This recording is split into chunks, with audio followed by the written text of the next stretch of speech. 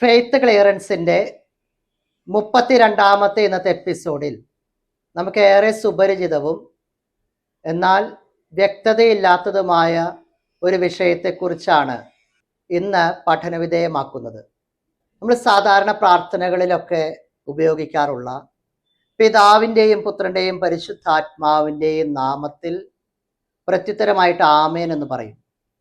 അതുപോലെ തന്നെ പിതാവിനും പുത്രനും പരിശുദ്ധാത്മാവിനും സ്തുതി, ആദിയിലെ പോലെ ഇപ്പോഴും എപ്പോഴും എന്നേക്കും ആമേൻ.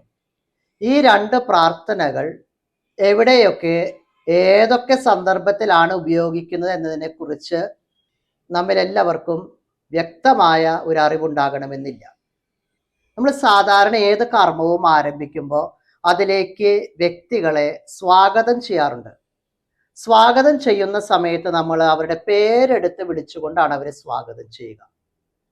ഈ ഒരു പ്രായോഗിക അറിവ് തന്നെ ഈ പ്രാർത്ഥനയുടെ ഉപയോഗത്തിലേക്ക് നമ്മൾ കൊണ്ടുവന്നാൽ പിതാവിൻ്റെയും പുത്രൻ്റെയും പരിശുദ്ധാത്മാവിൻ്റെയും നാമത്തിൽ, നാമം ഉപയോഗിച്ചുകൊണ്ടാണ് ആരംഭിക്കുക.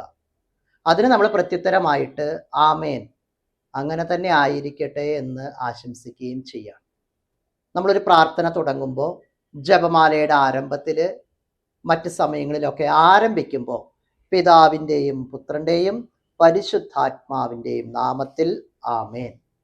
ഇനി നമ്മളൊരു പ്രാർത്ഥന അവസാനിപ്പിക്കുമ്പോൾ ജപമാല ചൊല്ലുന്ന സാഹചര്യത്തിൽ ഓരോ രഹസ്യങ്ങൾ കഴിയുമ്പോൾ ഒരു സ്വർഗസ്ഥനായും 10 നന്മ നിറഞ്ഞ മറിയവും ചൊല്ലി അവസാനിക്കുന്ന സമയത്ത് പിതാവിനും പുത്രനും പരിശുദ്ധാത്മാവിനും സ്തുതി. ഇപ്പൊ സ്തുതി എന്ന് പറയുന്ന ഒരു നന്ദിയുടെ പ്രകരണമാണ്. അപ്പൊ നന്ദി നമ്മൾ പറയുക എപ്പോഴും ഒരു പ്രവൃത്തിയുടെ അവസാനത്തിലാണ്, സമാപനത്തിലാണ്. അപ്പൊ അവസാനത്തിൽ ചൊല്ലുന്ന പ്രാർത്ഥനയ്ക്കാണ് പിതാവിനും പുത്രനും പരിശുദ്ധാത്മാവിനും സ്തുതി എന്ന് പറയുക. ആദിയിലെ പോലെ ഇപ്പോഴും എപ്പോഴും എന്നേക്കും ആമേൻ. ഇത് ചെറിയൊരു കാര്യമാണെങ്കിലും ഇത് പ്രായോഗികമായി മനസ്സിൽ പതിയുമ്പോൾ, മനസ്സിലാക്കി നമ്മൾ ഇത് ഉപയോഗിക്കാൻ തുടങ്ങുമ്പോൾ പിന്നീട് നമുക്ക് ഈ സംശയം ഒഴിവാക്കി പ്രാർത്ഥനകളിൽ ഭംഗിയായിട്ട് ഇവ ഉപയോഗിക്കാനായിട്ട് സാധിക്കും.